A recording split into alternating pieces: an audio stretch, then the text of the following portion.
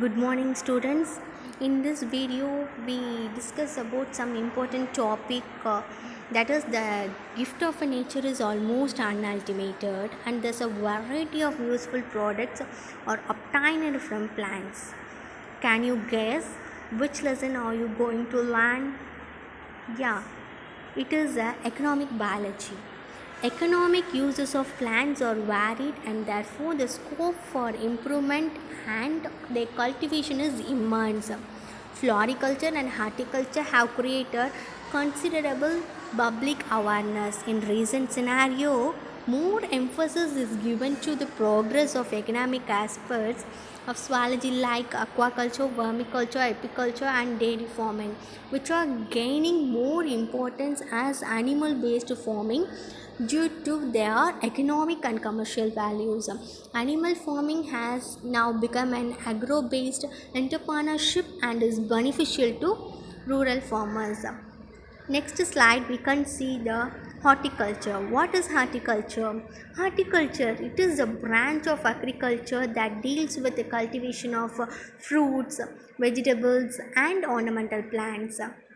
The word horticulture is derived from the Latin words hortus, it means garden, and colore means to cultivate. It is both a science and an art of growing plants with improved growth. Plant quality is good and it gives a better yield and resistant to diseases, insects, stress, etc. Next, we can see the classes of horticulture. It can be divided into four classes. First one is pomology, second one is floriculture, third one is floriculture, and fourth one is landscape gardening. In this slide, we can see the different types of fruits. So we can see what is pomology.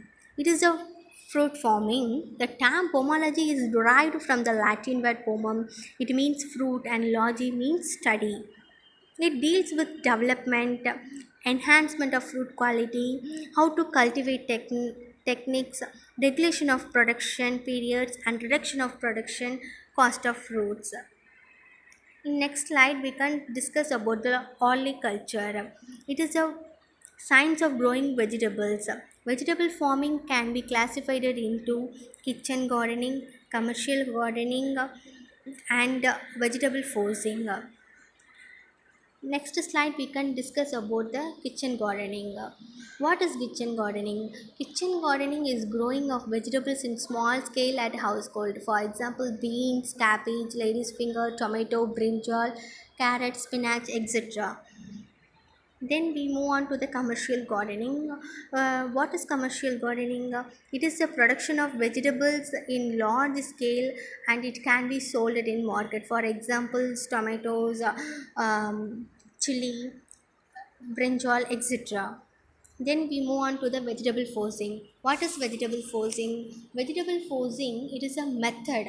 Here we can growing the vegetables in a buildings, greenhouse, cold farms or under other artificial growing condition. It is the most intensive type of vegetable growing. Here we can grow the cabbage, tomato, brinjal, etc. Then we move on to the greenhouse. It is otherwise as polyhouse.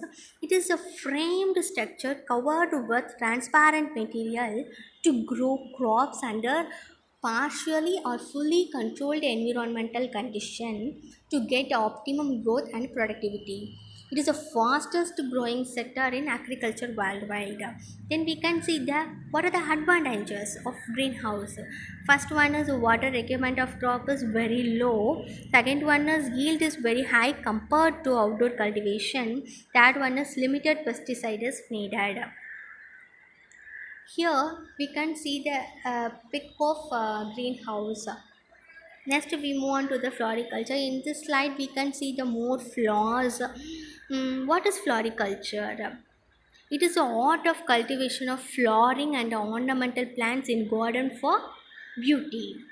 It is concerned with growing traditional flowers, cut flowers for beautification and value added products like essential oils and pharmaceutical compounds. For example, chrysanthemum and petunia.